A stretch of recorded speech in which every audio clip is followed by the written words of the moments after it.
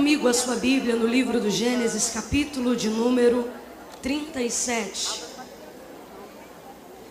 Livro do Gênesis, capítulo de número 37. Oh, aleluia! Como tem sido glorioso, não é verdade? Tem sido maravilhoso. Como está bem cheio, você pode ficar sentado aí onde você está. Viu? Nós podemos fazer a leitura de maneira reverente, ainda que desse modo. Livro do Gênesis, capítulo de número 37. Glória a Jesus. Deus abençoe muito essa dupla. Abençoe duplamente Alisson e Neide. Que glória, que glória, que glória. Como é bom ver Deus na vida de alguém. Meu Deus, aleluia. O Alisson já falou aqui algo que eu ia dizer. Eu acho que ele foi obrigado a se retirar, tadinho. E eu já ia pegar o microfone com desejo de compartilhar isso. Eu ia dizer que eu particularmente gosto muito de quem, quando está no altar, não dá menos do que tudo. E eles dois fazem questão de, independente do fluxo de agenda, de estar aqui ou não, eles dão tudo. Estão no altar e eles vão fazer o que foram chamados para fazer. E isso é tremendo, isso é glorioso. Deus abençoe muito, muito, muito, muito mais do que já tem feito até aqui. Gênesis, capítulo de número 37. Pastor Aline, mais uma vez obrigado. Um abraço ao pastor Egmar. Ontem à noite ainda ficaram aqui alguns vasos de Deus e eu tive a oportunidade de passar pela lateral da porta dos fundos ali. E a glória estava descendo à noite aqui. Diga para o pastor Egmar que eu gostei. Deus abençoe aquele servo do Senhor. Gênesis 37, do verso de número 1 em diante. Quem achou pode dar um amém? Amém.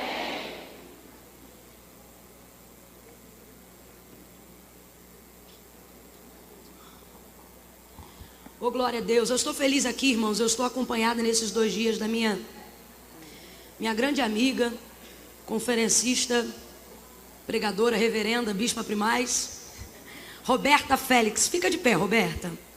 Isso.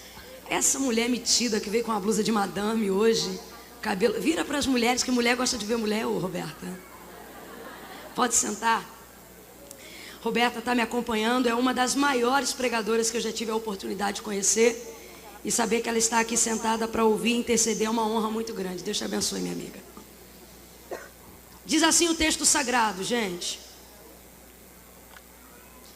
Jacó habitou nas terras das peregrinações de seu pai, na terra de Canaã. Esta é a história de Jacó. Sendo José de 17 anos, apacentava os rebanhos com os seus irmãos. E sendo ainda jovem, acompanhava os filhos de Bila e os filhos de Zilpa, mulheres de seu pai, e trazia má notícia deles a seu pai. E Israel amava mais a José do que a todos os seus outros filhos, porque era o filho da sua velhice. E fez-lhe uma túnica de várias cores, ou fez-lhe uma túnica atalar de mangas compridas. Vendo, pois, seus irmãos que o seu pai o amava, mais do que a todos os seus outros irmãos, odiaram-no e já não puderam falar com ele pacificamente. Teve José um sonho que o contou a seus irmãos, por isso o odiaram ainda mais, por causa dos seus sonhos. Disse-lhe então: ouvi, peço-vos este sonho que tenho sonhado. Eis que estávamos atando feixes no campo, e eis que o meu feixe se levantou e também ficou de pé. E os vossos feixes o rodeavam e se inclinavam perante o meu feixe. Então seus irmãos lhe disseram: agora tu reinarás sobre nós. Tu agora terás domínio sobre nós. E com isso tanto mais o odiavam, por causa dos seus sonhos e das suas palavras. Somente até aqui. Quem pode dar um glória a Deus pela história de José? Oh, aleluia! É interessante que, na verdade, o verso 1 do capítulo de número 37 do livro do Gênesis, que acabamos de fazer menção, a narrativa bíblica vai começar dizendo que Jacó habitou nas terras das peregrinações de seu pai, no caso de Isaac, em Canaã, e vai acrescentar dizendo: esta é a história de Jacó. Mas o interessante é que logo em seguida, depois do ponto que a gente vai ver dessa frase que eu acabei de dizer, esta é a história de Jacó, já vai começar a entrar no assunto José. E José vai ganhar toda a notoriedade do capítulo 37, e não apenas do capítulo 37, mas ele vai ganhar a maior parte da notoriedade de todo o final dessa história, indo até o capítulo 45 e 46 do livro do Gênesis.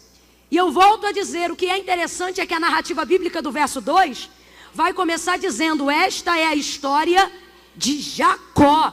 Mas é impressionante como ela em todo o tempo vai tratar e vai falar muito mais de José.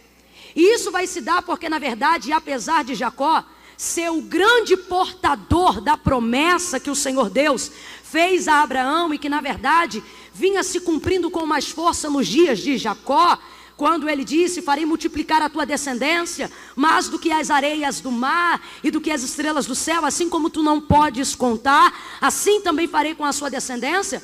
A gente vê o Senhor prometendo a Abraão, desenrolando em Isaac e evidenciando o cumprimento dessas promessas na vida de Jacó.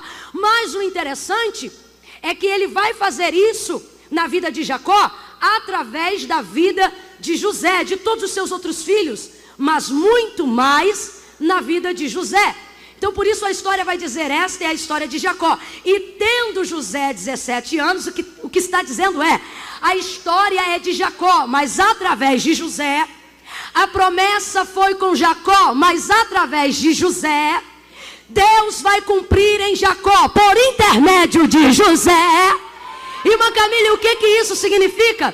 Primeiro ponto, isso quebra, aniquila e destrói qualquer sentimento de competição que possa haver no meio do povo de Deus. Isso quebra, aniquila e destrói qualquer espírito faccioso que esteja tentando andar no nosso meio.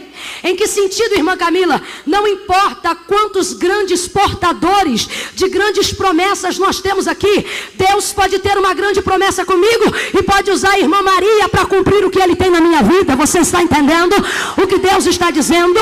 Deus está dizendo para nós que através da vida de José, muito do que Ele prometeu a Abraão, a Isaac e a Jacó vai se desenrolar através da vida de José.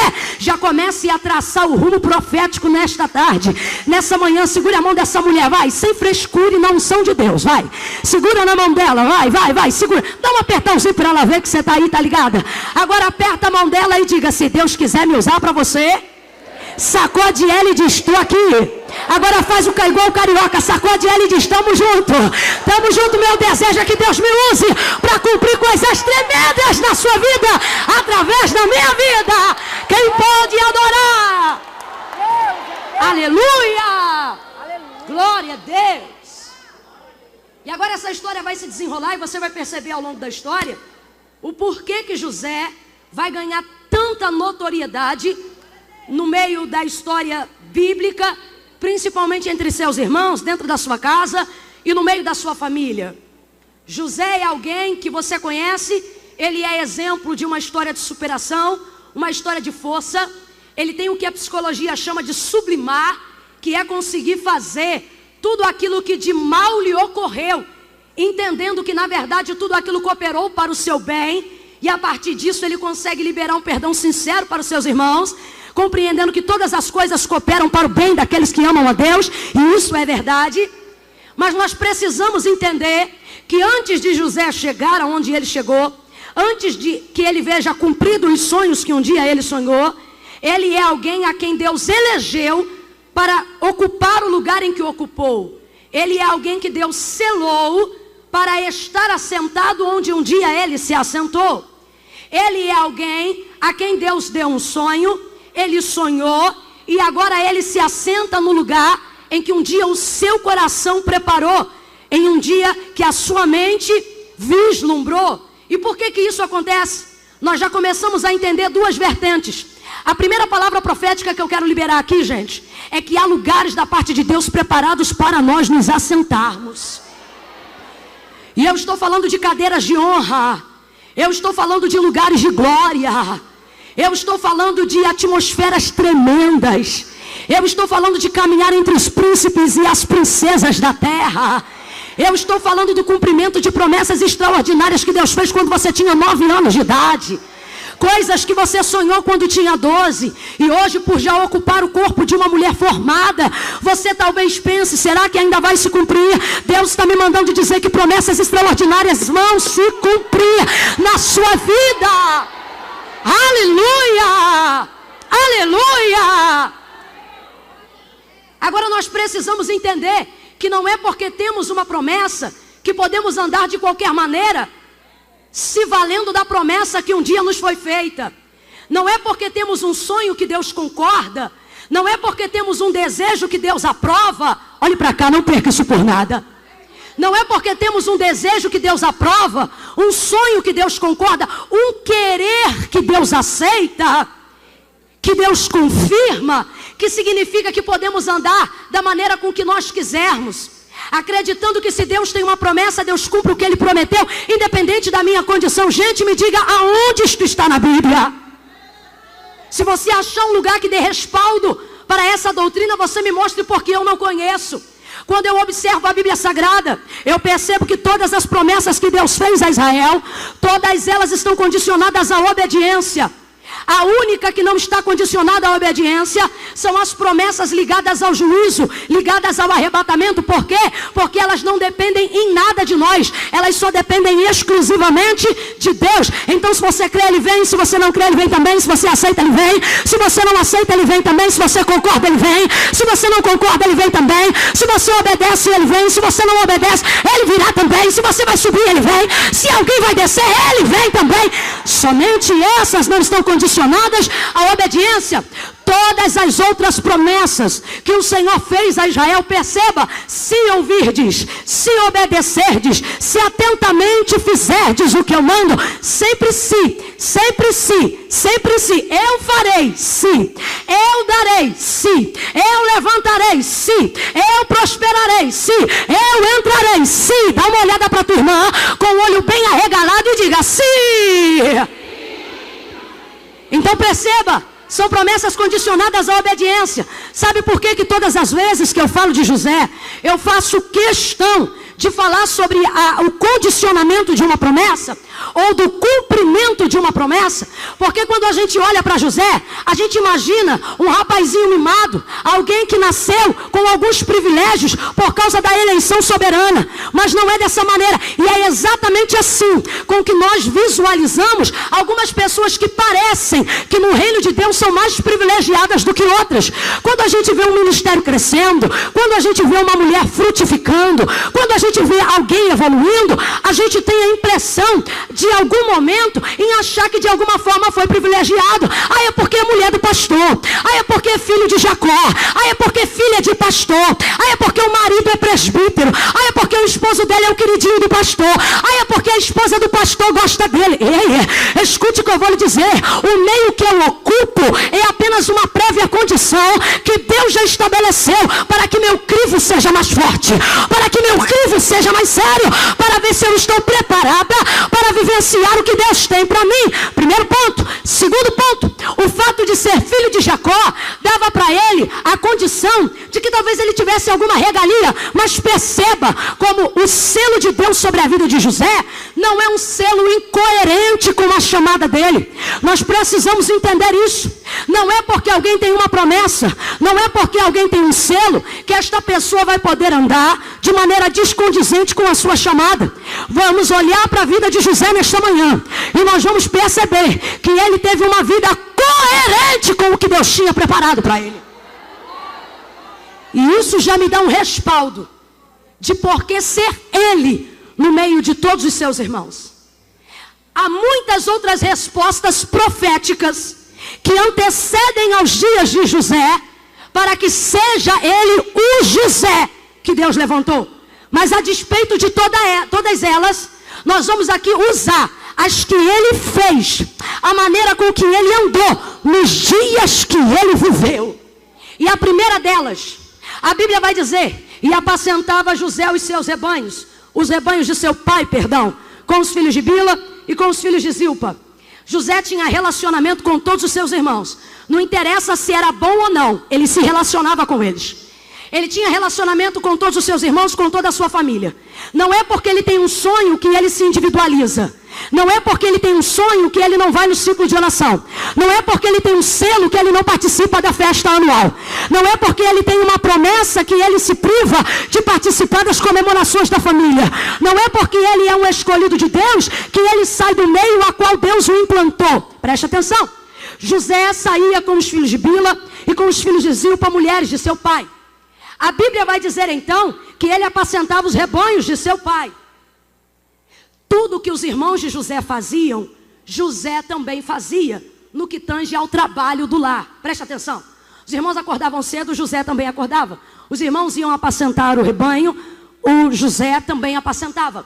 As ovelhas que os seus irmãos apacentavam eram da propriedade do mesmo dono, Jacó, que José apacentava. Sabe o que a gente vai aprender? Que ao longo da história, a gente quer fazer muita coisa do que todo mundo faz para ser quem a gente quer ser, para estar aonde Deus quer colocar. Todo mundo faz, eu vou fazer também. E quando a gente encontra alguém que não faz o que a gente faz, a gente quer se justificar no outro dizendo: ah, mas todo mundo faz e ninguém fala nada, então eu posso fazer também. Só que José vai me mostrar como é ter uma vida coerente com a promessa de Deus na vida dele. Tudo que os irmãos faziam, ele fazia. Então, se fosse pelo mérito, se fosse pelo apacentar do rebanho, se fosse por acordar cedo, não haveria distinção entre José e seus irmãos. E por que é que José é o eleito de Deus entre os seus irmãos para aquele tempo? Perceba, José não vai ser separado para o cumprimento da promessa por aquilo que ele fazia, muito pelo contrário, mas era por aquilo que ele deixava de fazer. Os irmãos acordavam cedo, ele acordava.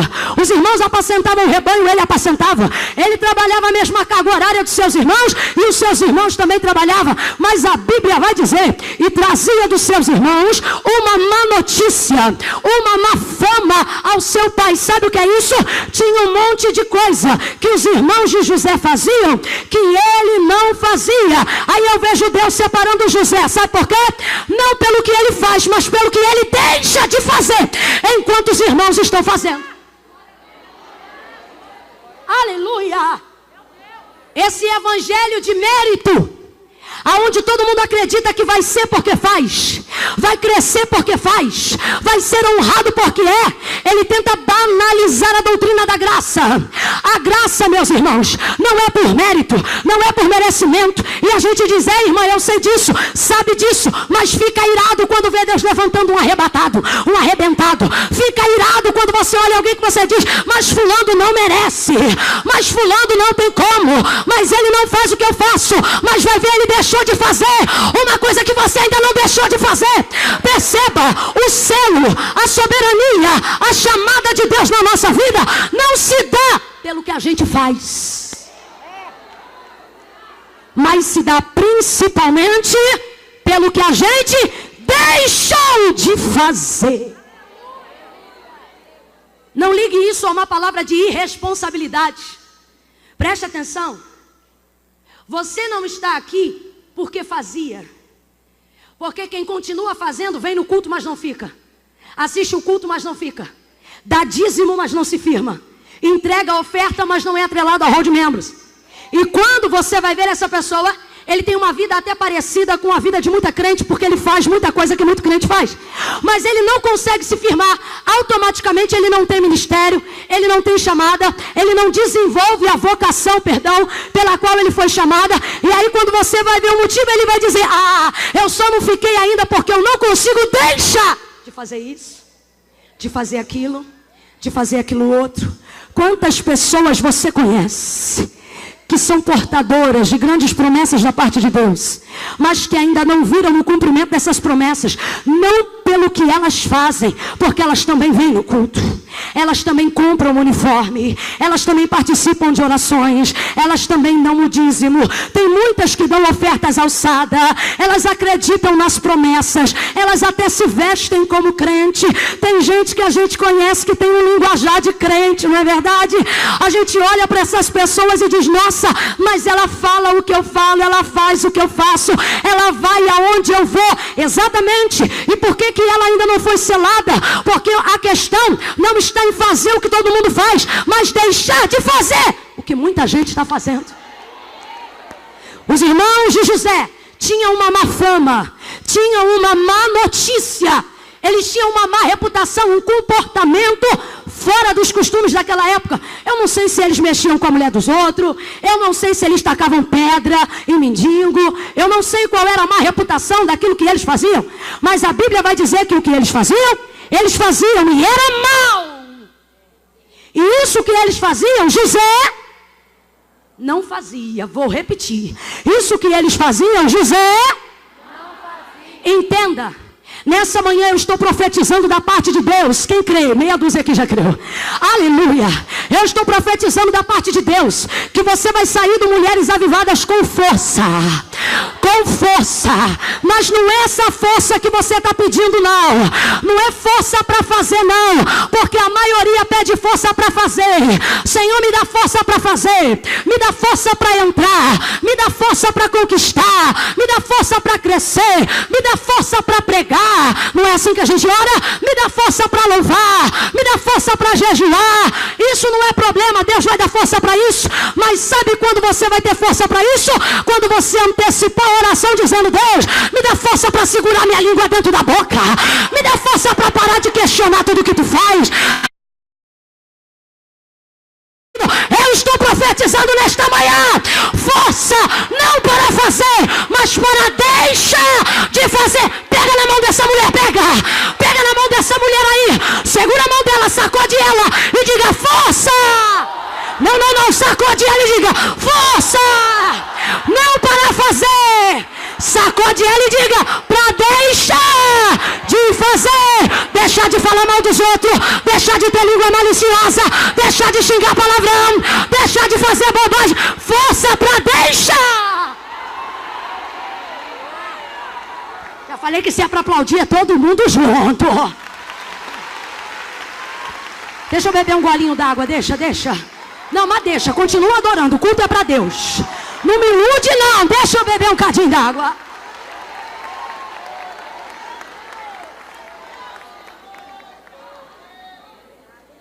Aleluia. Não era o que ele fazia, mas era o que ele deixava de fazer. Eu quero deixar aqui um exemplo para muitas jovens que estão aqui. Eu percebi que Mulheres Avivadas está sendo uma referência para muitas jovens, muitas solteiras, muitas servas do Senhor. Aleluia. Talvez você esteja ou na faculdade ou no ensino médio, eu não sei. E às vezes a gente chega em casa e diz assim: mas mãe, eu tenho que participar da festa da roça, da escola, da festa junina, porque a gente ganha 2 pontos.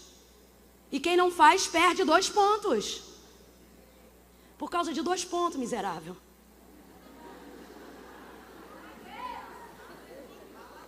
Eu tenho que fazer porque todo mundo faz. Ah, se você soubesse o que Deus tem para quem deixa de fazer. Mas mãe, você não entende. Eu tenho que me vestir do Halloween porque a equipe toda vai estar vestida de bruxa. E quem não for fantasiado perde ponto. Primeira coisa que precisa ser dita, não é perder ponto, é deixar de ganhar. Porque professor nenhum, escola nenhuma tem direito de retirar os pontos que você já recebeu na sua carga de estudantil.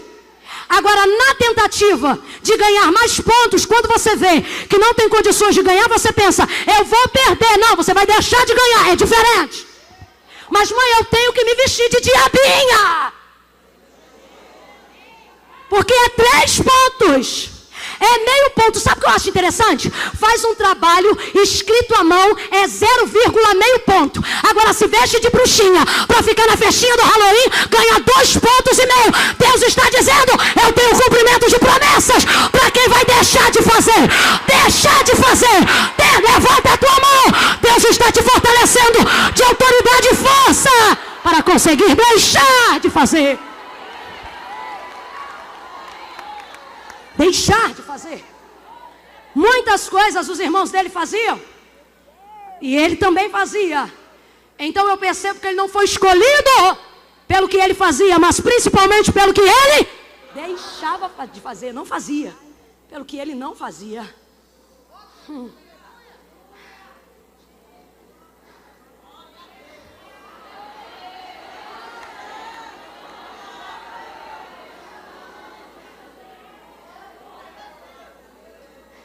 Eu fiz uma oração um dia que eu não sei se eu deveria ter feito. Eu disse, Senhor, eu não quero ser apenas uma pregadora. Eu quero ser uma profetisa. Você está dando glória a Deus porque eu ainda não continuei a mensagem.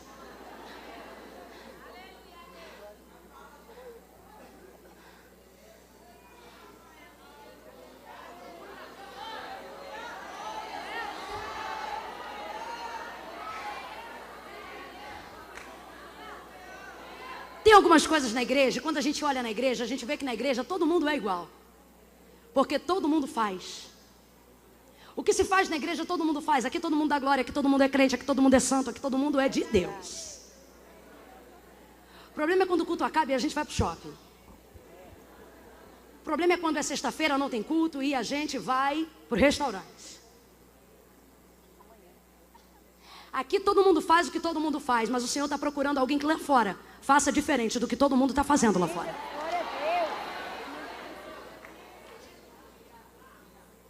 São umas roupas que eu não sei como é que anda. Não sei como é que anda, não sei como é que consegue andar. Mas eu não estou na igreja, eu estou aqui fora, se fosse para ir para a igreja. Alguém criou essa cultura que eu como crente não entendo, porque para mim ser crente não é frequentar a igreja, é um estilo de vida.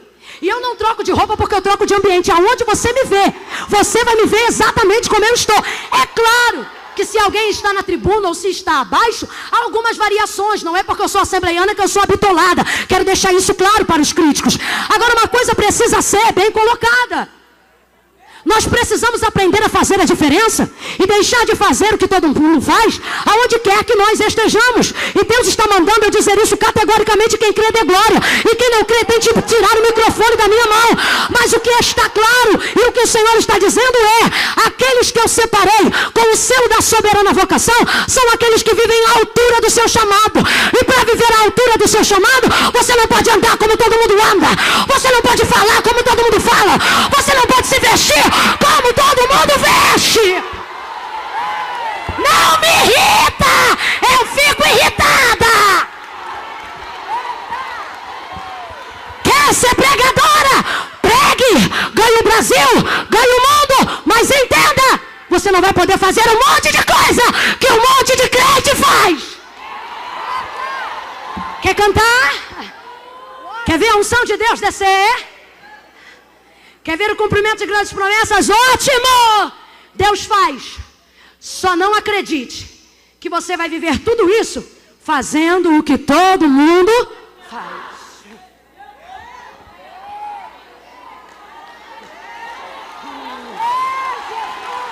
Deixe de fazer. Deixe de fazer. Eu estou doida para sair desse tópico, mas eu não consigo.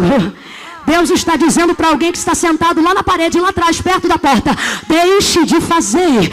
Deus está dizendo para alguém que está no limiar do meio, no limiar da igreja, e está dizendo: deixe de fazer. Deixe de fazer. Deus está dizendo para quem está aqui no altar: epa, sou eu. Deixe de fazer. Deixe de fazer. Deus está dizendo para alguém que está na galeria e está buscando essa pessoa, e no teu ouvido o Espírito está dizendo: deixe de fazer. Deixe de fazer. Para com essa palhaçada de querer perturbar todo mundo no Facebook, começando os seus posts dizendo: tem gente que, porque tem gente que, coisa de gente ressentida. Irmã, mas eu faço isso porque alguém fez para me alfinetar. Recebe esse alfinete e fica de boca quietinha, fica com o dedo segurado na sua mão. Deixe de fazer. Ah, mas todo mundo faz, eu vou fazer também. Vou falar como mamãe dizia para mim: mãe, posso ir? Não, não pode. Mãe, posso ir? Não, não pode. Mas mãe, todo mundo vai. Mas você não é todo mundo, Camila. Você não é todo mundo. Vamos aproveitar que estamos num culto aonde estamos aqui na posição do título de princesa. Oh, aleluia. Bate no ombro de quem está ao seu lado assim, ó. Dá uma incomodada nela com carinho e diga para ela: você não é todo mundo não, filha. Você não é todo mundo não, filha. Você é princesa. Você está numa hierarquia superior. Você não é todo mundo. Aleluia. Não era pelo que ele fazia, mas era pelo que ele não fazia. Deus está nos dando força, não para fazer, mas para deixar de fazer.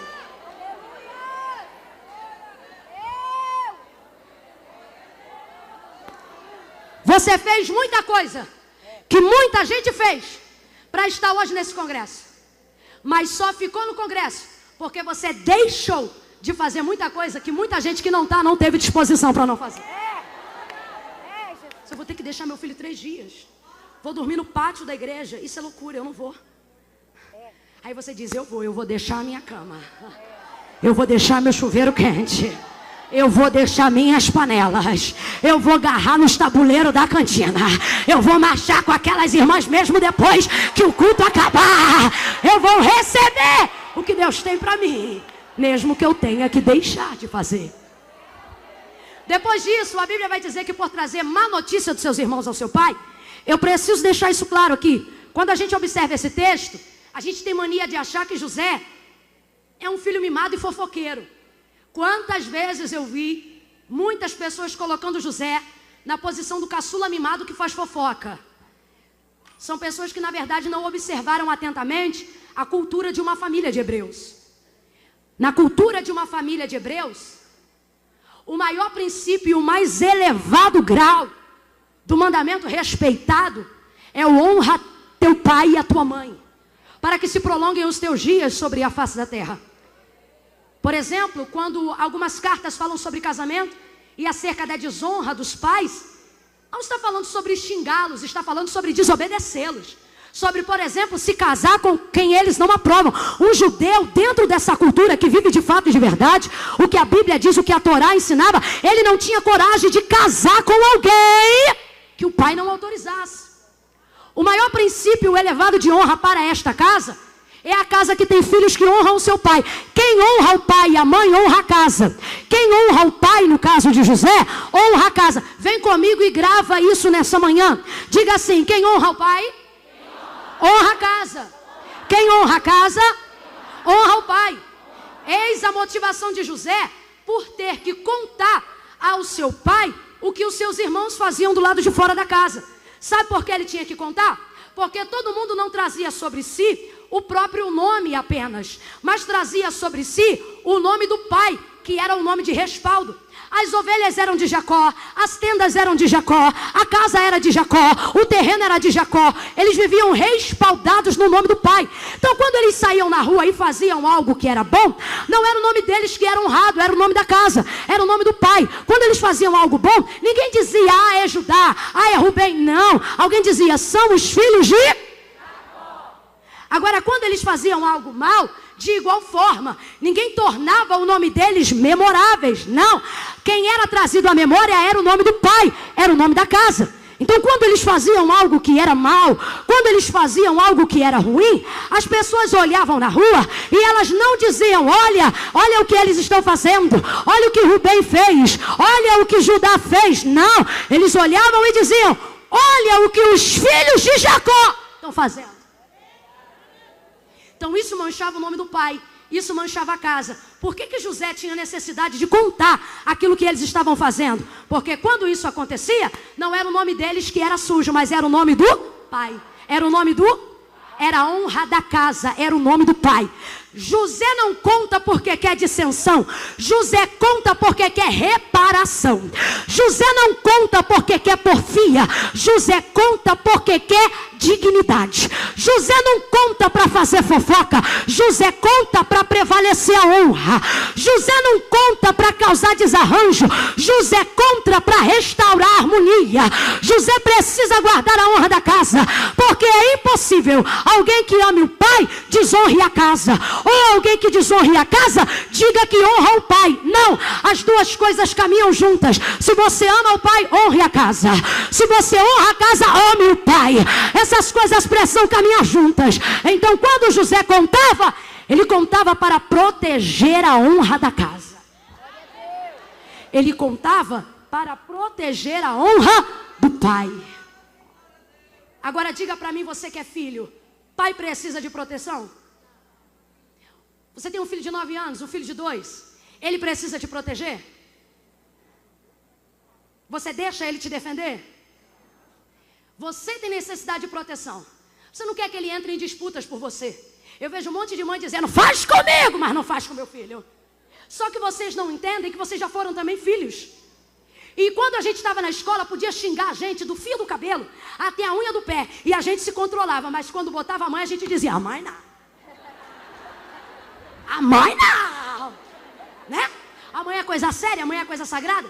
Não é que dependa de proteção. Qual é o nome disso, irmã Camila? Princípio de honra. Vai além do que você quer. Está intrínseco em você, está ligado no seu caráter. Irmã, Deus precisa de defesa de maneira nenhuma. A Bíblia diz que a vingança está na mão dele, o juízo pertence a ele. Ele tem o controle, detém todas as coisas na mão dele. Mas veja se um aluno sentado na faculdade, na aula de psicologia, ele está sentado lá e daqui a pouco o professor começa a negar a eficácia da existência de Deus. Meu Deus, ele tenta amarrar a boca, ele tenta amarrar o pé, ele tenta amarrar a mão, mas daqui a pouco ele denuncia, sou crente, não concordo, olha, isso não dá certo. Precisa disso? Precisa disso? Quem disse que a gente consegue fazer diferente? Ele não faz para trazer intriga, ele faz para reparar a honra. Vou falar. Eu não aguento, gente, eu não aguento. Eu não aguento esse povo que diz, irmã, política e religião não se discute, por isso que a coisa está desse jeito. Quem falou que isso não se discute? Quem falou que não se debate? Quem falou que não se conversa? Quantas vezes a atmosfera da casa do pai está sendo comprometida por um monte de José na casa, que não faz, mas sabe quem faz e não conta. Que não faz, mas sabe quem faz e não fala. Irmão, não vou me meter nisso não, que isso é coisa de Deus. É coisa de Deus, é? O que você está fazendo nessa casa? Você não tem princípio de honra, não? Não, irmão, mas é peixe graúdo. Se é peixe, eu também sou. Não interessa se é graúdo. O que precisa ser falado, precisa ser falado. O Senhor levanta Jeremias, e quando ele levanta Jeremias, Jeremias vai dizer, mas Senhor, eu sou uma criança, o que ele está dizendo é, eu não sei falar, eu não sei me meter nessas questões, e o Senhor vai dizer para ele, olha, o que eu botar na tua boca e te mandar dizer, tu vai dizer, e quando eu te mandar edificar, você vai edificar, e se eu te mandar derrubar, você vai derrubar, quando eu te mandar construir, você vai construir, mas se eu mandar destruir, você vai destruir. Sabe qual é o problema? Os profetas desta última hora estão acreditando que foram chamados só para construir, mas às vezes o Senhor chama para destruir. Não é casamento, não é família de ninguém, mas é para destruir a sem vergonhice, destruir a pouca vergonha e restaurar a santidade da casa de Deus. Sabe qual é o problema? Quando a gente não se comporta como José, quando a gente não traz uma notícia ao dono da casa, restaurando a honra da casa. É que a gente vem para o culto, coral ensaia o mês inteiro, as irmãs ensaiam a semana inteira e canta e a unção não desce. Canta e a glória não desce. Roda e não está sentindo nada. Por quê? Porque tem gente ali no meio que faz. E aí você vai dizer, problema de quem faz, porque eu não faço, cúmplice, porque você sabe que ele faz e não conta. Irmã, eu não quero me meter nisso, é por isso que a túnica não virá para você. Porque quem vai exercer cargo de governo não pode andar de maneira neutra, quem concorde com tudo. Tem que dar a cara para bater, tem que aprender a se comprometer. Então, se você quer a túnica, se você quer a chamada, se você quer o cumprimento da promessa de Deus, você tem que saber quem representa. Se você quer andar na politicagem de ficar bem com os seus irmãos, ou se você quer restaurar e defender a honra da casa do Pai. Mas nesta manhã, eu vou te dar um conselho. Se é para escolher um lado, escolhe o de Deus. Porque se você cai na mão do diabo, Deus te tira. Mas se tu cair na mão de Deus, quem é que te tira de lá? Escolhe o lado de Deus. Escolhe o lado da casa. Escolhe o lado da honra. Escolhe o lado de Deus. Pega na mão de duas pessoas e diga para ela, fica do lado do Pai. Fica do lado do Pai. Fica do lado da casa. Fica do lado do Pai. Protege a casa. Defende a casa. Honra a casa.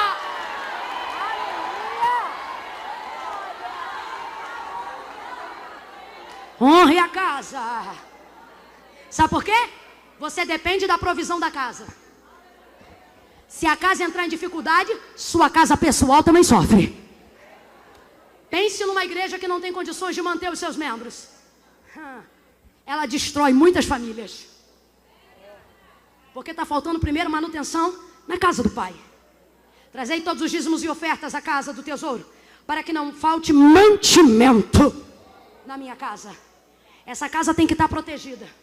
Irmã, mas é minha amiga. Vou falar. Irmã, mas é minha amiga. Quando ela veio me contar, ela disse assim, fulana, estou te pedindo. Sabe o que eu acho interessante? Quando é coisa boa, te pedem segredo depois, porque o entusiasmo é tão grande que já te conta logo. Aí te conta e pede segredo depois. Mas quando é coisa ruim, sempre chega primeiro dizendo assim, vou te contar uma coisa, mas primeiro, tu tem que me prometer que não vai contar para ninguém. Aí você se coloca naquele elo que você acha que é lealdade, mas é cumplicidade. De erro. E você diz, tá bom, eu prometo. É minha amiga.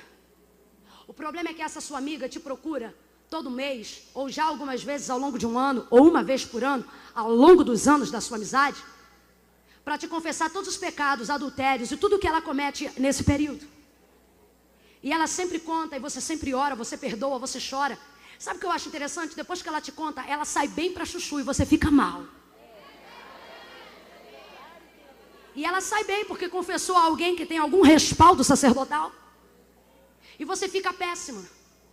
O problema é que quando essa amiga congrega no mesmo lugar que você percebe coisas acontecendo dentro da casa, atrapalhando o fluir de Deus.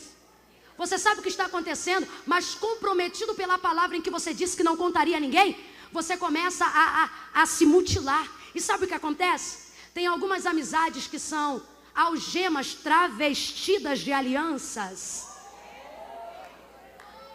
Aonde a gente diz, mas é minha amiga há tantos anos. Não é amiga, você é a lata de lixo que ela usa para ficar bem. Não, ela não te ama, você é o latão. É a cambaça, é a caçamba de lixo que ela usa toda vez que ela precisa. De alguma forma, Deus vai tratando, você tritura, escorre aquilo, mas o cheiro do churume sempre fica. E aquilo vai te fazendo mal. Está te fazendo mal e você diz, eu não posso falar, olhe para cá, porque nessa tarde eu tenho uma palavra de libertação para a tua alma. Quem é que disse que você não pode? Aonde está escrito que você tem que se obrigar a viver cativo de um erro que você não cometeu? Irmã, mas eu falei que não contei. Ótimo, vamos dar a solução paliativa para ela agora. Procure ela quando o culto acabar. Ligue para a casa dela quando o culto terminar e diga para ela, ou você conta agora, ou quando eu voltar do Mulheres Avivadas, eu vou contar tudo no gabinete. Eu não posso ser lata de lixo de ninguém. Eu vou contar. Eu estou profetizando aqui agora que tudo que você sabe que está fazendo mal à casa, que está desonrando a igreja, vai te fazer mal. E como alguém que tem ânsia de vômito, quando a gente quer vomitar, a gente não quer, porque ninguém quer vomitar. Você se contorce de toda maneira, mas o vômito e o refluxo é mais forte, e você coloca para fora. Não precisa levantar a mão para receber não, porque essa palavra recebendo ou não, vai ecoar na tua alma a partir de hoje. E quem está ouvindo, eu digo, você vai começar a ter ânsias de vômito, pelo pecado que está acontecendo, que você está sabendo e não está contando. E quando alguém menos esperar, você vai botar para fora. Vai botar para fora. Para ninguém ficar sem graça e todo mundo entender que a palavra é para todo mundo, olha para pelo menos 2 pessoas e diga: conta, senão eu conto. Conta que senão eu conto. Eu não vou contar porque eu quero te ver mal. Eu vou contar porque eu quero te ver bem. Conta. Sabe o que é bacana aqui de cima? A gente tem uma visão privilegiada. E tem irmãs que estão olhando uma para outra como quem diz: vou ter que contar. E a outra diz: não, Deus está falando. Tipo assim, entraram num dilema. Tipo, quiseram eu não viesse nesse horário. Eu falei que não era para a gente vir nessa hora. Só que Deus está dizendo: agora você não é inocente. Como é aquele versículo de Provérbios que a gente gosta, Roberta, do amigo? O ferro afia o ferro, e assim é o amigo ao seu amigo. O Senhor está te usando, escute. Se é tua amiga de verdade, vai te agradecer. Se quer viver em santidade de verdade, vai te agradecer. Trazia má fama para poder proteger a honra da casa. Aí então a Bíblia diz: e Jacó, seu pai, fez-lhe uma túnica colorida, uma túnica talar de mangas compridas, para vestir nele. E já tem um motivo para isso. E fez-lhe isto, olhe para cá. E fez-lhe isso, porque era o filho da sua velhice, porque era o caçula. Para nós, no contexto profético, isto aqui significa: e fez-lhe isso porque era o menor da casa. A túnica vai para o...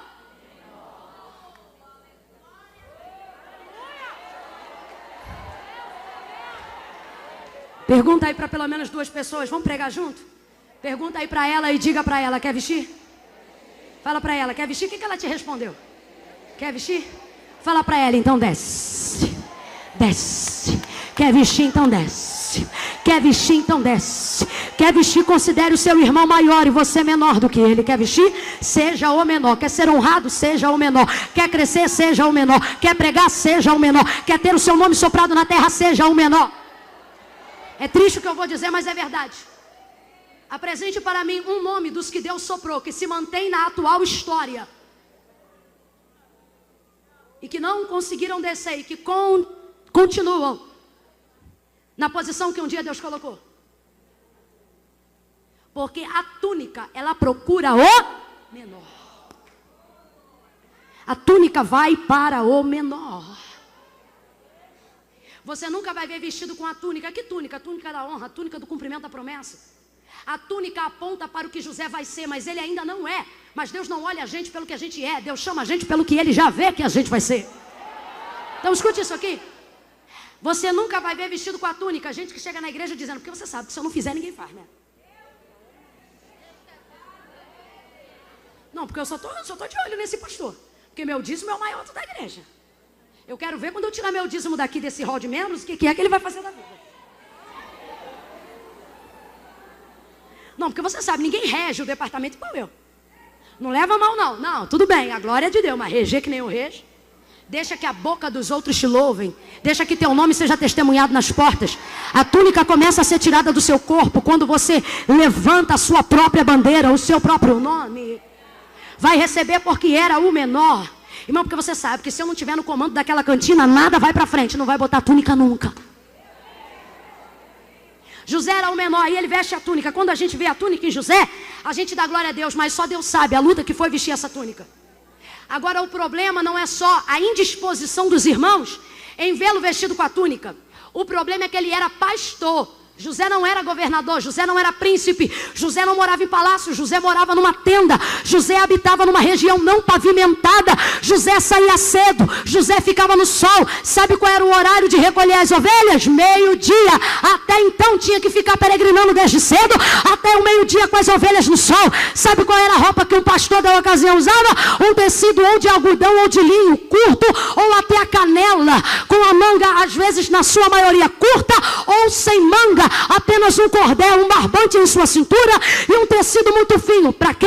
Para aguentar o calor, para passar horas a fio numa região semiárida, para poder ficar observando as ovelhas pastoreando e peregrinando, sem viver o peso daquele momento. Só que agora o pai Jacó lhe deu uma túnica talar de mangas compridas. Aonde ele mora faz calor e a túnica esquenta. Aí você diz, irmã Camila, mas era de várias cores. Segundo ponto, os materiais que se usavam naquela época eram tecidos cru, que não dependiam de tingimento. E qual é o benefício desse tecido? Ele não é pesado porque ele não é tingido. E o tecido tingido, ele é pesado justamente por ele ser tingido. Quando você vê cor na túnica de José, pode ter certeza, a cor traz peso para quem usa. A gente olha para quem está de longe e pensa, nossa, uma túnica linda, comprida, está de longo. Você não sabe como esquenta. Quantas cores, você não tem noção do que é carregar o peso de cada uma. Foi tingido. Agora este rapaz, ele precisa usar essa túnica de uma forma ou de outra, se pastoreando ou não, eu não sei, mas ele tem que usar, porque o pai deu. E quem não usa o que o pai deu, desfeitia o pai. E se desfeitia o pai, não recebe mais do pai. Porque quem é que gosta de desfeita?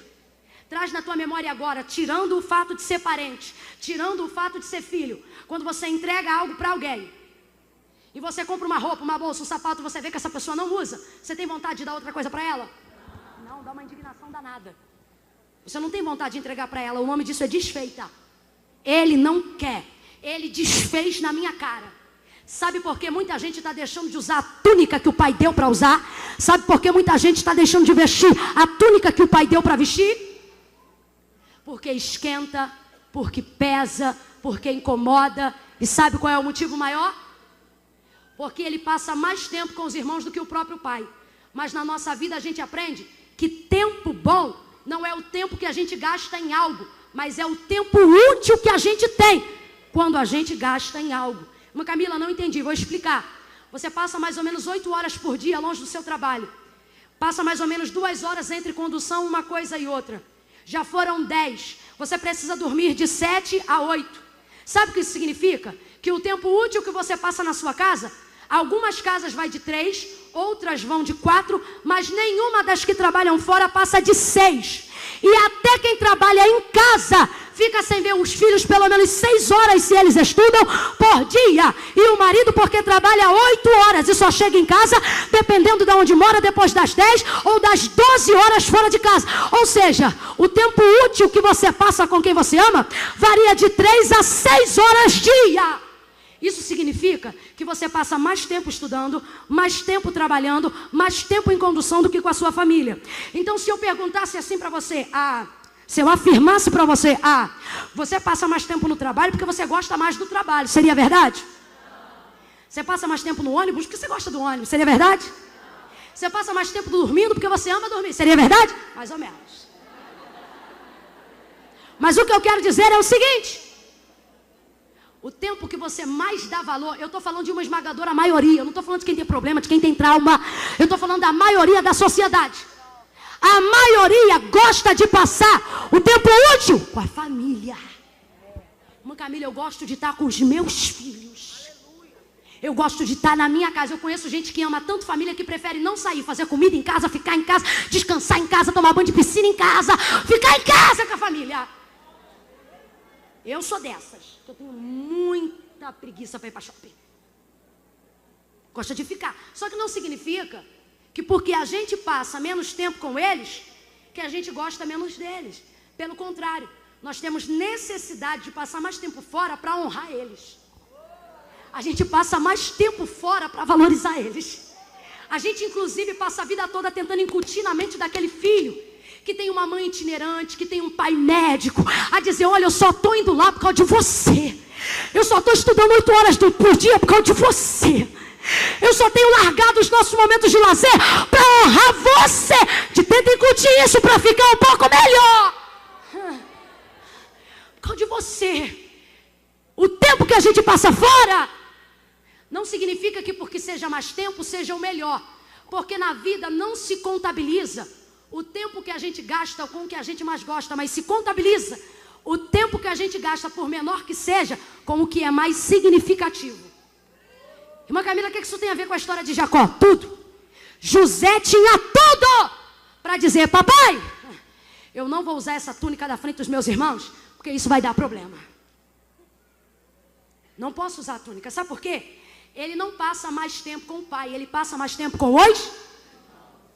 Ele não passa mais tempo em casa, ele passa mais tempo no trabalho. O tempo que ele passa maior é com os seus irmãos. É com quem lhe opõe, é com quem lhe julga, é com quem não gosta dele, é com quem o discrimina, é com quem está problemático. Só que o tempo que ele passa mais significativo é com o pai. Mas Camila, não entendi, vai entender. O tempo mais significativo é com quem nos honra mais. Vou traduzir para miúdos ainda. Você vem na igreja o quê? 2 vezes por semana?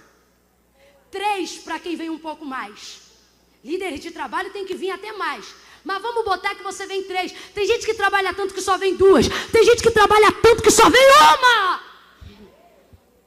Mas se você pudesse, eu não estou falando de quem cria motivo para não vir no culto. Eu estou falando de quem trabalha num plantão de domingo chorando para estar na igreja. Se você pudesse, você multiplicava as horas que você tem a oportunidade de estar na igreja. Sabe por quê? Porque por mais tempo que você passa fora, aqui dentro acontece o que não acontece a semana inteira no trabalho. Aqui dentro acontece o que não acontece a semana inteira na tua vida. Já teve dias em que nós participamos de cultos, em que aconteceu em um dia o que não aconteceu em um ano, em que a gente chorou em uma hora o que não chorou em uma semana, em que a gente sentiu uma paz que calmante e tarja preta nenhum nos deu. Sabe o que é isso? O significado do tempo que a gente passa com o Pai, com a casa, na presença de Deus. Irmã Camila, que Deus está dizendo? Deus está dizendo, honre o tempo mais significativo. Porque no final da vida, o que vai valer não é em que você mais gastou, mas em que mais você teve retorno. E é onde? Na casa do Pai. Se ele bota a túnica, ele honra o Pai, por mais que isso cause desgaste nos outros relacionamentos. Mas ele precisa honrar, porque o tempo significativo é com o Pai faz pela gente coisa que ninguém faz. O pai dá coisa pra gente que ninguém dá. Quem aqui já ficou num culto doido por ir embora, só porque não estava sentindo a presença do Pai? E às vezes nos 5 minutos finais, o Pai vem numa palavra, num louvor, num abraço, e aí você senta, o culto acaba e você diz, agora acabou. Eu quero dizer para você que está inquieto para comer porque a fila é grande, que amanhã tem fila de novo, tem trabalho de novo, tem casa de novo. Tudo que você faz lá fora, no outro dia você vai fazer de novo. Mas o que acontece aqui é só que a casa do Pai. José agora tem que vestir a túnica. Por quê? Para desmerecer seus irmãos? Não, para não desonrar o seu. Eu não sei para quem, mas Deus está mandando eu dizer aqui algo. Quanta gente guardou a túnica porque ela lhe trouxe mais problema do que celebração. Parou de cantar porque cantar te trouxe mais problema do que celebração. Parou de pregar porque desde o dia em que você decidiu ter um ministério, isso te trouxe mais perseguição do que abraço. Aí pegou a túnica, dobrou, botou dentro de uma gaveta e fechou. Entenda, se você tem um chamado, você terá uma túnica. Se você terá uma túnica, você terá problemas. Agora, sabe por que a gente usa a túnica? Porque nenhum problema é maior do que a honra que a túnica traz. Nenhuma perseguição é maior do que satisfazer a vontade do Pai. Nenhuma fofoca é maior do que ver o Pai olhando para a gente e dizendo: que prazer que eu tenho quando eu te vejo com essa túnica. Deus está dizendo para alguém aqui: bota essa túnica, veste essa túnica, usa essa túnica. Irmã Camila, mas está pesada, é o tingimento. Esse peso produz glória. Irmã Camila, mas está esquentando. Este fogo te aquece. Esta túnica te protege. Sabe por que os beduínos andam ataviados no deserto, do alto da cabeça até a planta dos pés? Porque o suor resfria no corpo e causa uma sensação de refrigério. Então, ao mesmo que tempo que esquenta, te protege e refrigera você. Deus está dizendo: não abandone a tua túnica, não abandone o teu chamado, não abandone o teu ministério, não desista do cumprimento das tuas promessas por causa da dificuldade que é vesti-la. Vês alguém vestido com a túnica? Ore por ele.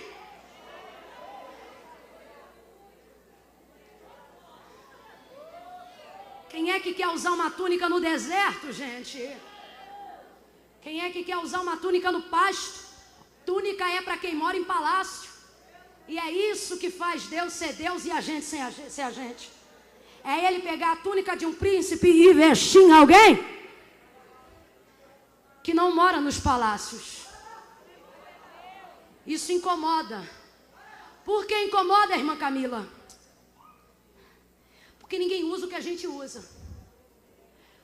Qual é a maior representatividade da túnica? E eu fecho a mensagem aqui: ser diferente. Glória a Deus. Ser diferente. Completa para mim. Ser diferente. Ser diferente. Ninguém quer ser diferente porque a sociedade não é regida pela diferença. A sociedade é regida pelo movimento igualitário. Isso transforma a sociedade em sociedade. O ser igual, ser semelhante. Quando você bota uma túnica de príncipe em um rapaz que é pastor de ovelhas, você destoa tal pessoa do movimento igualitário da sociedade. Chamado de Deus na vida de alguém é assim. Chamado específico na vida de Deus, na vida de alguém, através de Deus, é assim. Escute o que eu vou lhe dizer, porque tem gente que vai ficar contrariado, mas é só um primeiro momento, você vai entender. Ele é o único que tem a túnica. Usa a túnica. Ela é diferente. Quem olha para ela se sente muito mal porque não tem. Quem olha para ela se sente diferente porque não é assim. Isso causa um desconforto muito grande. Quem tem chamado vive desconforto na sociedade. Escute isso. Quando José está vestido com essa túnica, ele está sendo o que Deus o chamou para ser num local que ninguém ainda é. Vou repetir, não perca isso por nada. Quando Jacó veste José com a túnica, essa túnica aponta para a realeza, para os palácios. Só príncipe usa a roupa que José está ganhando. Então presta atenção. É muito difícil ser o que Deus quer que a gente seja, quando aonde a gente está, ninguém ainda é. Eu vou repetir a terceira vez. Não é para glorificar não, é só para entender mesmo que eu estou fazendo isso.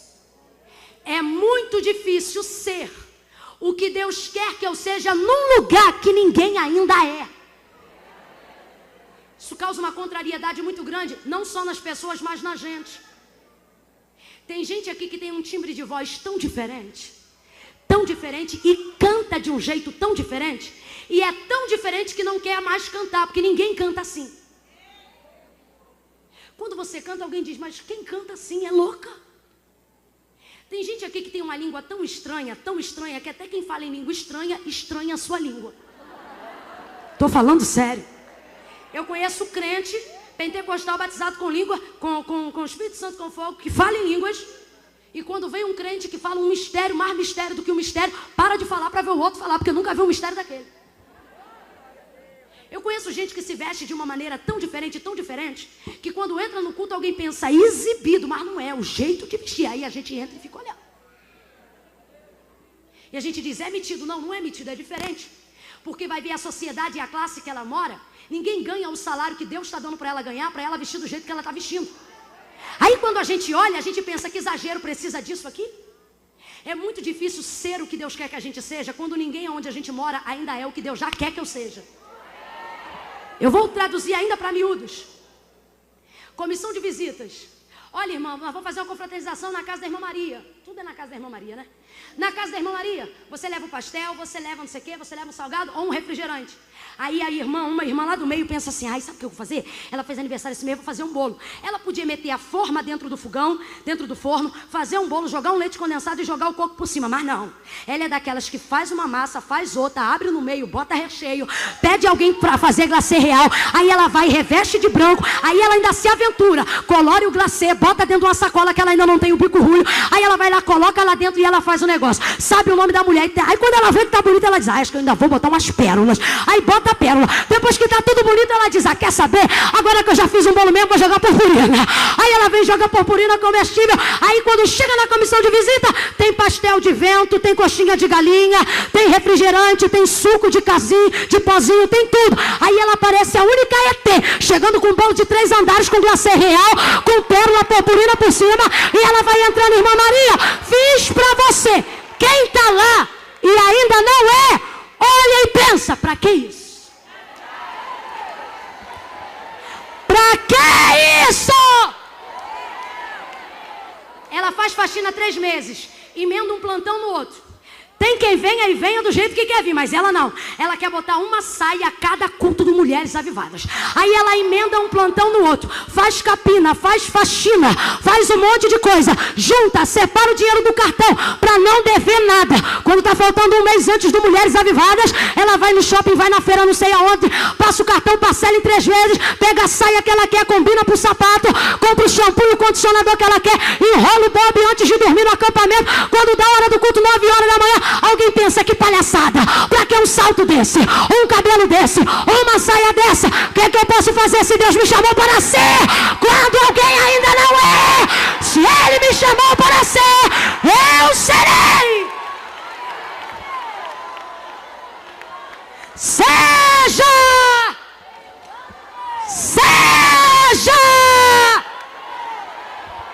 Quem não gosta disso, está nesse momento numa guerra entre o espírito e a carne, dizendo, que bobagem, não precisa disso, não tem necessidade disso, isso, irmã, é exaltação, isso é isso, isso é aquilo. Escute, quando eu observei essa palavra, o Senhor falou comigo, não deixe de ser o que eu te chamei para ser, só porque alguém ainda não é.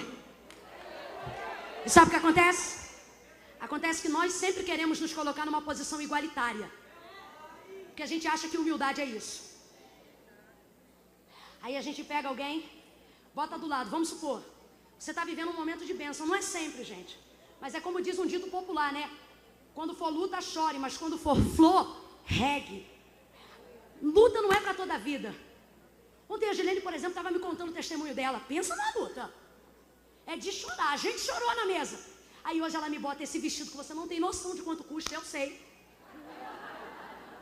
com uma coroa de rainha, senta ali. Se você souber, ó, aonde a igreja da Gilene fica, você tem que ter um mapa, porque você desce um bequinho assim, ó, e você só chega lá porque ela tem testemunho, porque o nome da rua a gente não grava, a gente tem que chegar na região dizendo assim, eu quero ir na igreja da pastora Gilene, aí todo mundo diz, ah, tá, aí vai lá e faz a gente chegar. Ela é o que Deus quer que ela seja num lugar que ainda não é o que ela já é. E ela não se mudou de lá, eu acho isso lindo. Sabe por quê? Nós temos a mania de fazer o seguinte, quando a gente vê que a gente ainda não é o que Deus já quer que nós sejamos, vem uma amiga que está no momento da luta, vamos supor que a gente já está na bênção. Se a gente deixa ela abrir a boca primeiro, ela diz, fulana, porque eu estou numa luta terrível. Tá tudo ruim, o filho está desviado, o marido está rebelde, tá uma coisa terrível. Olha, esse sapato aqui é o mesmo que eu venho a 3 mulheres avivadas, eu tenho chorado já há muitos dias, é muita luta. Quando você olha isso, você fica sem graça de ser, fica sem graça de ter, e se sente arrogante em poder fazer. Aí ao invés de consolá-la, você consola ela com uma tristeza que você não vive. E aí você diz assim, eu sei, não tá fácil para ninguém. É difícil para todo mundo. Sabe o que acontece? Entra alguém desanimado na conversa, alguém que ainda não é, que conheceu alguém que era, mas deixou de ser para não ofender quem ainda não era. Aí, ao invés de sair duas opções, uma triste e uma animada, ou a segunda opção que eu mais gosto, duas animadas, porque quem é podia contagiar quem ainda não é. Sai duas tristes. Uma triste porque vive e outra triste porque está vivendo. Diferente do que a outra vive, mas se contagiou com a tristeza de quem está vivendo a atual situação. O que é isso? Está desfeiteando o pai miserável. Deus não te chamou para esconder nada. Ele quer fazer de ti testemunho físico. Agora olha essa conversa de quem não tem vergonha de ser o que Deus chamou para ser aonde ninguém ainda é. Fulana, tá tudo muito ruim. O marido tá afastado, o filho tá rebelde. Menina tá terrível, olha, saiu agora, não voltou até agora. Bota para ela, amiga. Sei como é. Também já vivi isso, também passei por isso. E aquilo assim, assim. Ah, eu sei como é. Ixi, passei muito isso. Agora tem o seguinte, dá uma olhadinha em mim. Não é arrogância não, dá uma olhadinha. Você tá vendo? Pois creia, Deus pode fazer contigo maior do que o que fez comigo, porque Deus é fiel. Aí ao invés de sair duas tristes, entra uma triste e sai duas alegres, preparada para viver o cumprimento das promessas de Deus. Levanta as duas mãos o mais alto que você puder. Levanta, levanta, levanta. Eu vou contar de 1 até 3, você vai fazer sabe o quê? Rasgar o sovaco e colocar a mão no ombro dela. Não é pata quebrada não. Tu vai rasgar a mão, vai botar a mão no ombro dela e vai dizer, seja 1, 2, 3, vai! Seja linda, seja liberta, seja livre, seja colorida, seja o que Deus te chamou para ser. Eu conheço gente que sabe que a língua do povo é tão grande, no quintal onde mora, que para ninguém ver que ela está de sandália nova, ela bota o chinelo dentro da bolsa, esconde a sandália e só bota a sandália depois que já está distante de casa. Não é para não machucar o pé não, é para a sogra não ver e dizer que ela gasta o dinheiro do marido. Eu conheço muita gente, muita liderança próspera, gente que o Senhor abençoou de uma maneira extraordinária, que podia ter o carro que sonha, mas não tem por medo da língua do povo. Eu conheço mulher que passa na vitrine e vê o vestido que ela quer e que tem condições de comprar, mas ela não compra, porque ela pensa, na minha congregação ninguém veste isso. E ninguém nunca vai vestir se seu pensamento continuar sendo assim. Agora eu gostei e vou dar testemunho. Esses dias eu estava num sertão da Bahia, comentei até com as baianas que estão aí hoje. Falei, gente, eu fui lá num lugar chamado Cafarnaum. Pensa num lugar bom. Pensa num povo crente. Pensa numa comidaiada que em 3 dias eu engordei 3 quilos. Mas pensa que era comida para tudo que é lado. Agora pensa num lugar pequeno. Pensa num lugar... Alguém já ouviu falar de Cafarnaum na Bahia? Pensa num lugar semiárido. Pensa como tem que cavar poço lá para dar água. Adalto, se você vê essa mensagem, beijo no coração, meu querido. Cavou poço e deu água. Agora não é igual a gente que faz artesiano de 80 metros, não. Lá tem que cavar 150, 180 metros abaixo para tirar água. Aí quando você chega lá, meu irmão, eita povo terrível. Sabe quem foi me buscar no aeroporto? De chinelo, calça jeans e camisa, o presidente da Câmara. Quando eu cheguei na portaria, aí o irmão me disse, bem-vindo. Aí o presidente me disse, esse é o vice-prefeito da cidade. De manhã as mulheres, tudo com o semblante de quem realmente está no sol, de quem vive na roça. À noite, eita mulherada. Rapaz, mas pensa num salto, numa saia alinhada, num cinto direito, numa escova modelada, numa sobrancelha bonita, numa... Oh, meu Deus do céu!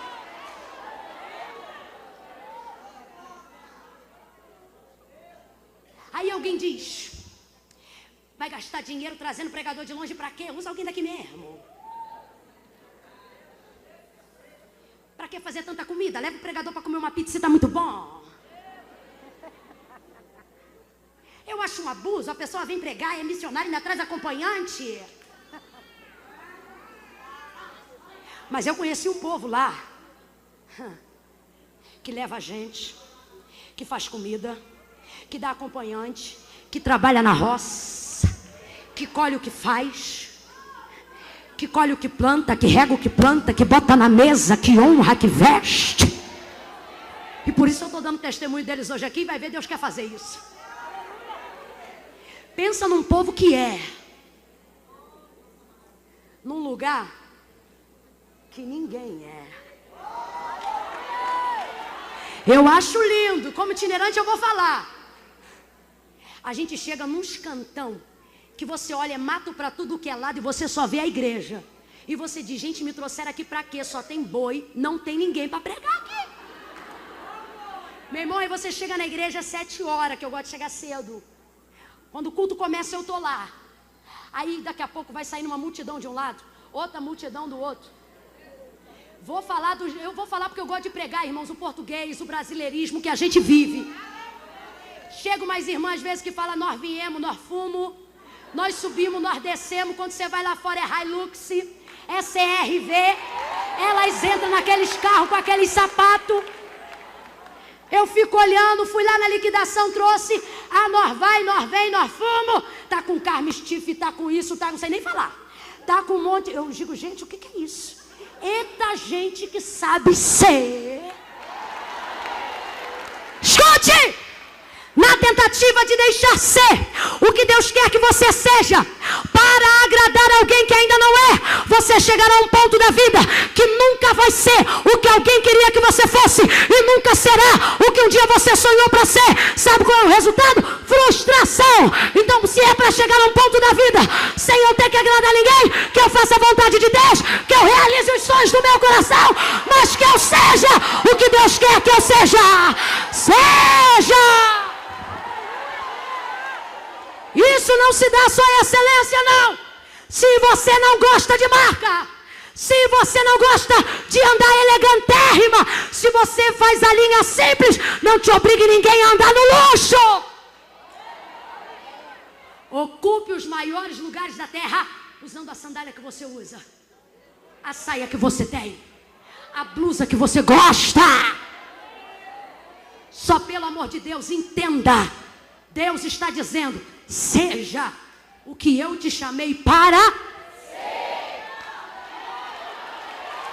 Agora, eu preciso ir para o outro lado. Sabe qual é o outro lado? Esse é o mais difícil, que é quando Deus quer que você apareça. É muito ruim aparecer num lugar onde todo mundo se esconde. Aí você tem uma voz única. Seu timbre é alto. Quando você canta, meu irmão, é alto mesmo. Alguém olha você naquele culto com Pedro, Tiago e João e diz, mas a gente cantar assim pra quê? Só tem nós 5. Só que quem foi chamado para ser não escolhe ambiente. Usa a túnica onde tiver. Cante. Ontem à noite nós falamos aqui, deixa... Me parece que Deus está empurrando essas mulheres para avivar o Brasil. Eu não peguei a mensagem toda da Érica, mas peguei uma parte onde me parece que ela está influenciando as mulheres a escalar, a subir, a fazer força, a seguir. Sabe qual é a impressão que eu estou tendo desse... Encerra hoje? A impressão que eu tenho é que a gente vai sair daqui empurrando uma mulherada.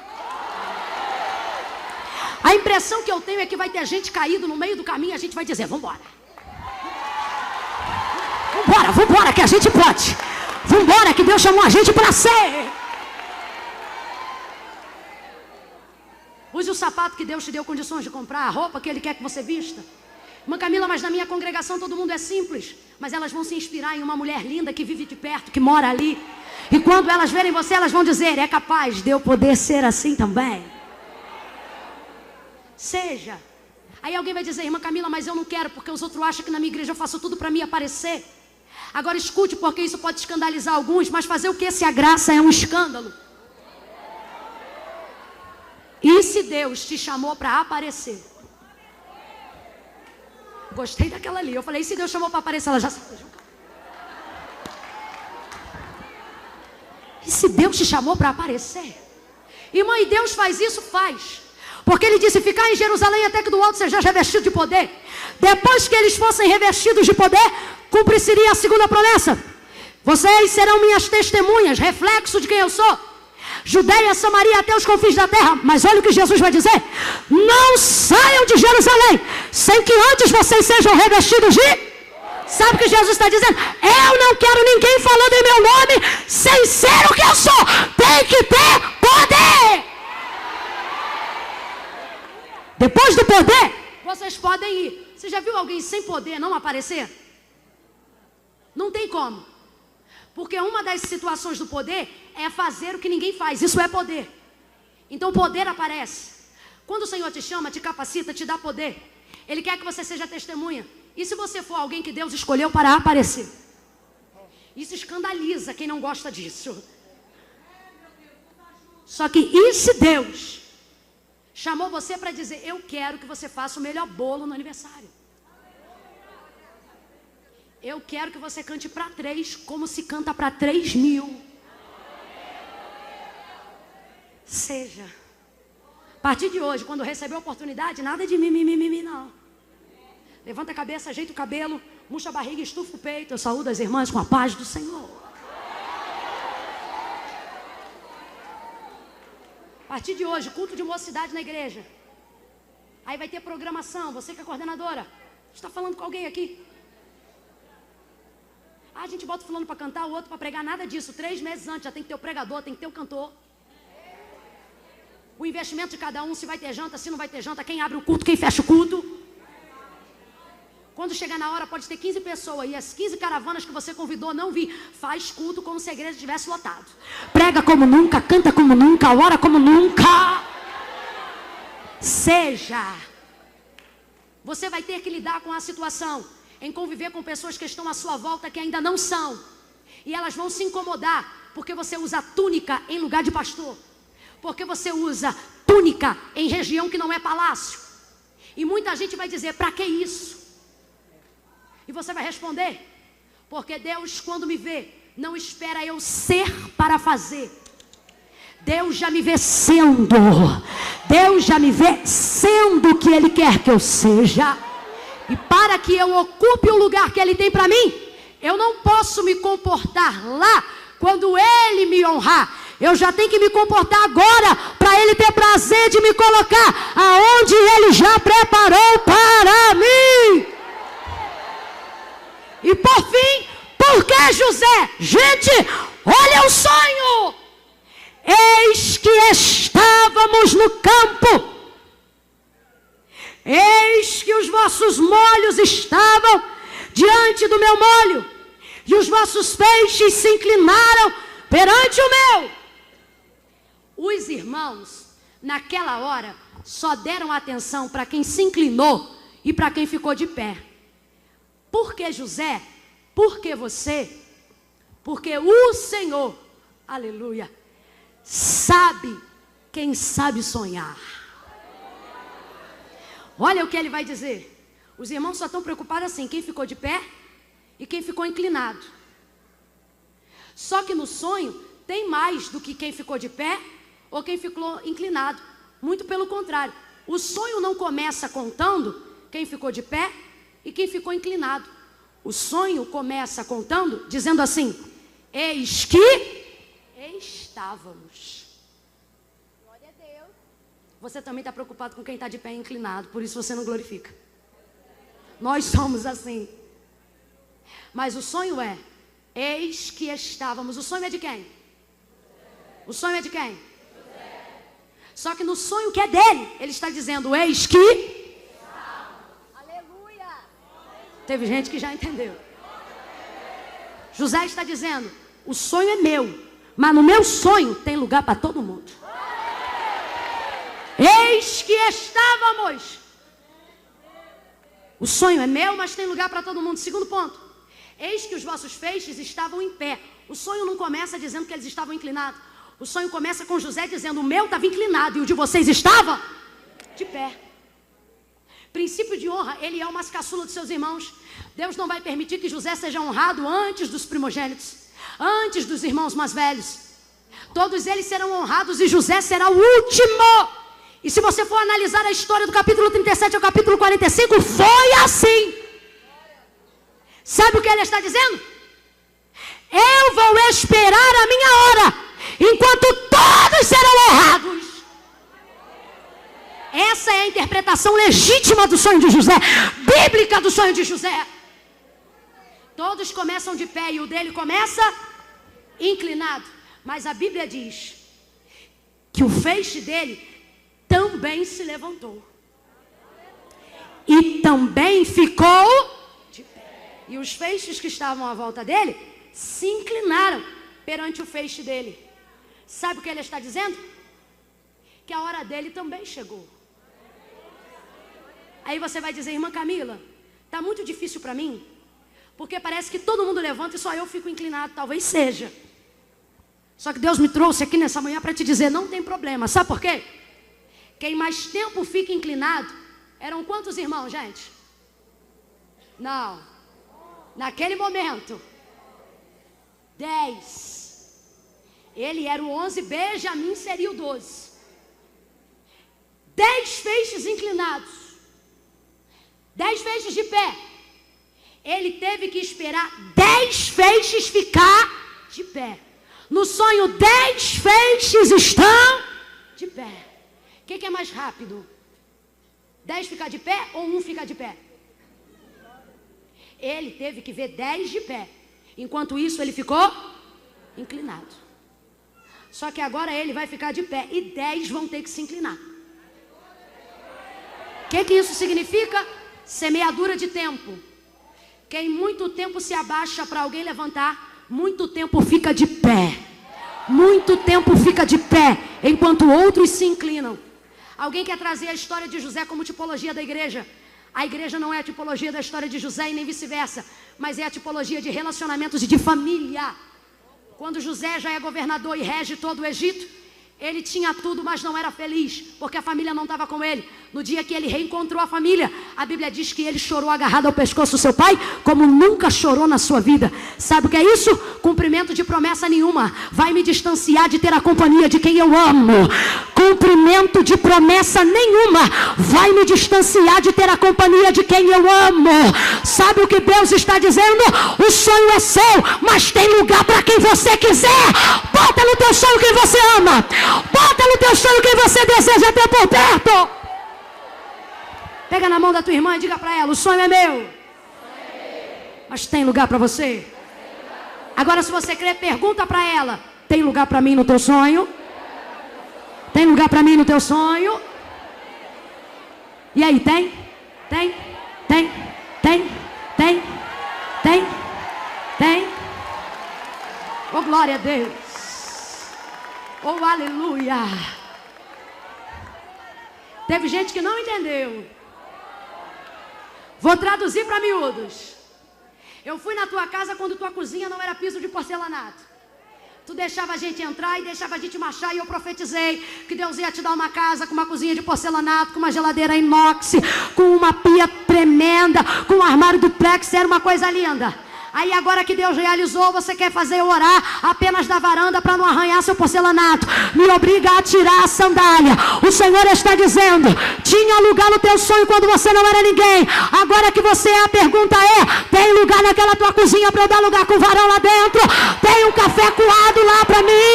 Tem lugar no teu sonho para mim? Eu profetizo que para quem quer, para quem deseja, Deus vai dar casa com churrasqueira, com piscina, com gramado. Eu quero mais é te ver bem, eu quero mais é te ver crescer. A pergunta é: quando tiver confraternização das mulheres, você vai obrigar a gente a alugar sítio, ou vai abrir a porta da tua casa e vai dizer: pode entrar, pode queimar a carne aqui, pode tomar banho de piscina aqui, fica de pé do lugar do salto de glória. Só quem sabe sonhar.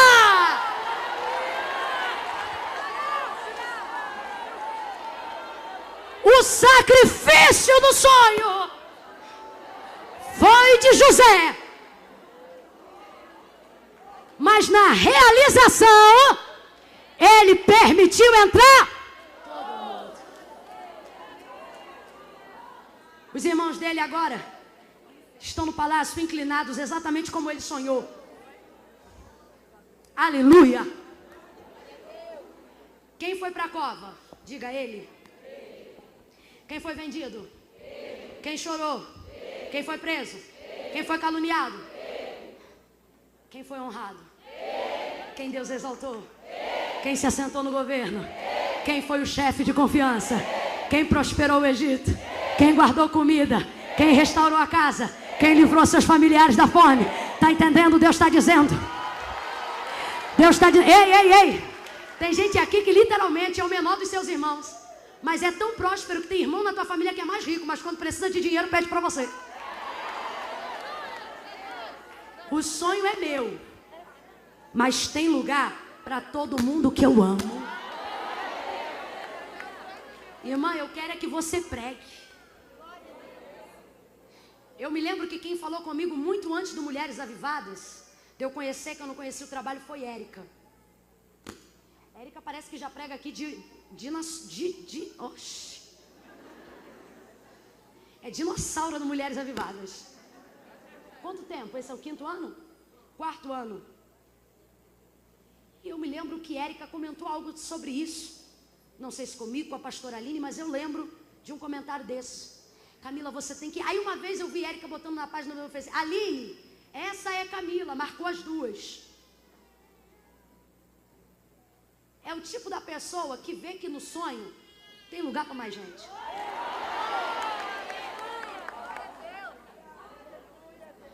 Aí no ano passado, quando eu tive a oportunidade de vir, e a Zi veio também, eu vou confessar para vocês, isso é só para quem é espiritual, quem não é não vai gostar, mas eu não posso discernir e botar comida na boca de todo mundo.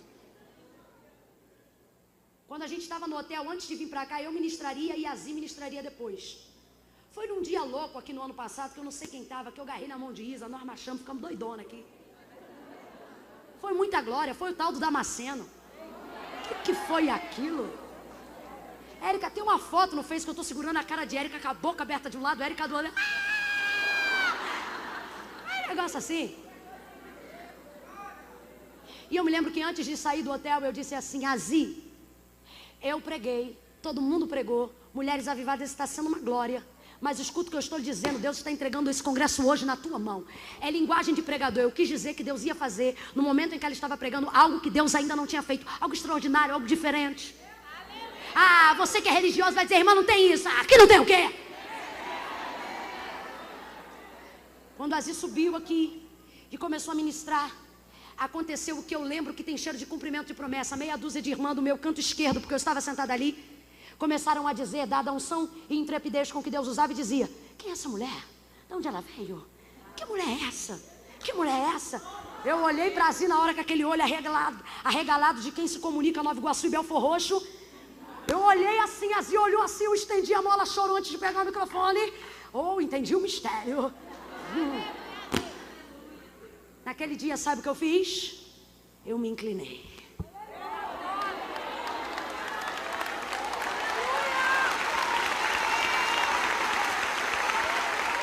Esse ano talvez não tenha dado tanto, dadas as outras agendas, mas por exemplo no Mulheres Avivadas anterior, a gente teve a oportunidade de separar mais dias na agenda e ficar mais tempo no Mulheres Avivadas. Eu lembro que eu fui tomar banho 2 vezes, a Amanda estava comigo. Eu entrei no banheiro, tomei banho, tirei e saí de novo. Foi muito rápido. A gente não queria perder a ministração de nenhuma das meninas. Eu assisti a Érica assistia a Zia assistia a Isa. E a gente ficava junto e marcava junto. Aquela coisa toda. Você diz, irmão, por que você está falando isso? Eu não sei, mas eu quero deixar claro que Deus está levantando no nosso meio mulheres que se inclinam para ver mulheres de pé, honradas para a glória dEle. O sonho é meu. Bata no peito e repita isso.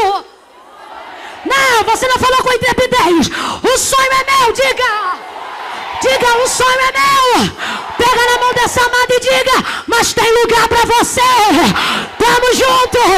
Tamo junto. Tamo junto. Quem vai cantar? Quem vai cantar? Quem vai cantar? Oh, meu Deus do céu. Aleluia. Quem aguenta ficar aqui mais 10 minutos debaixo da glória? Então vamos fazer o seguinte, Amanda, trouxe CD? Trouxe? Corre com o CD lá para a mesa de som. Dá um obreiro aí, alguém. Aleluia. Aleluia. Aleluia. Aleluia. Sobe aqui rápido. Amanda vai cantar um hino agora. Irmã Camille depois. Depois nós vamos almoçar. Mas só depois que Alisson e Neide cantar mais um cadinho também. Oh, aleluia. Oh, aleluia. Oh, aleluia. E se tiver combustível, eu não sei você, porque em mim tem. Eu ainda ouço Gilene e rodo aqui do lugar. Rapidão, vamos lá. Irmã Camila, o que eu vou fazer agora? Olhe para cá. Não se detenha aonde você está sentado. Eu vou liberar uma palavra agora. Depois que eu liberar essa palavra, sabe o que você vai fazer? Você vai sair do seu lugar. Vai procurar em primeiro lugar alguém que você conhece. Alguém que caminha com você há um tempo. Alguém que você conheceu aqui no Mulheres Avivadas. Né, Beré? Alguém que faz parte de algo que você sonha. Ou alguém que não faz parte, mas você quer colocar nesse sonho hoje. Agora vem pra cá, ó. Não me irrita não com tapinha nas costas, que isso nunca ajudou ninguém. Se é pra abraçar, deixa fluir. Calma que eu vou liberar a palavra ainda, espera. E aí você vai abraçar. E no ouvido dessa pessoa, você vai dizer pra ela: no meu sonho tem lugar para você. As que cantam e encantam, profetizem os CDs novos. Você vai dizer para alguém: olha, o sonho é meu, mas vai ter lugar para... Quem aqui quer carteira de habilitação? Levanta a mão e diga eu. Abaixa a mão. Quem aqui não quer sua carteira, mas quer um carro e é aquele carro? Abaixa a mão. Não é aquele carro que todo mundo tem, é aquele que você é quando ninguém ainda é. Estou traduzindo para você. O carro é seu. Mas quando o culto acabar, vai deixar eu comer poeira? Ou tem um lugar no carona para eu sentar aí de ar-condicionado até em casa? Eu profetizo aquele sonho de menina. Você abrir o guarda-roupa e ter umas 7 prateleiras só de sapato. O sapato é seu, Deus te abençoe. E a pergunta é: a gente calça junto. Vai me emprestar de vez em quando um para eu tirar onda? Ou vai ficar de egoísmo? O close é seu, eu só quero saber se tem lugar para mim. Eu só quero saber se tem lugar para mim. Essa empresa, Deus está falando comigo desde ontem, que está levantando empresárias no nosso meio. Mulher, ele é baracando a récia. Eu profetizo ateliê de bolo. Eu profetizo ateliê de moda. Eu profetizo uma loja tremenda em Goiás, em Goiânia, Planaltina, em torno, Brasília. Eu profetizo que você vai entrar no Taguatinga Shopping. Eu profetizo que você vai ter uma loja no Parque Shopping. É para quem crê. A pergunta é: vai ter desconto para tua pastora? Vai ter presente de final de ano para tua liderança?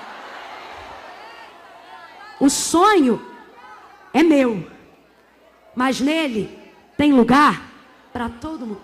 Por que José? Porque José é alguém que sonha, mas deixa os irmãos entrarem no sonho. Vou liberar a palavra, você vai sair do seu lugar enquanto a Amanda estiver cantando. Vai abraçar 2, 3 pessoas debaixo da unção de Deus e vai dizer para ela: sonha, sonha. Vai dizer para ela: eu tenho um sonho, vem comigo. E se você tiver um sonho, eu vou contigo. Senhor, em nome de Jesus, abre a mente e o coração dessas mulheres de uma maneira extraordinária. Só tu conheces, Senhor. Vai tirando todo o trauma, toda a frustração. Promessas antigas que um dia o Senhor fez são antigas para nós, mas estão ainda de pé diante de ti.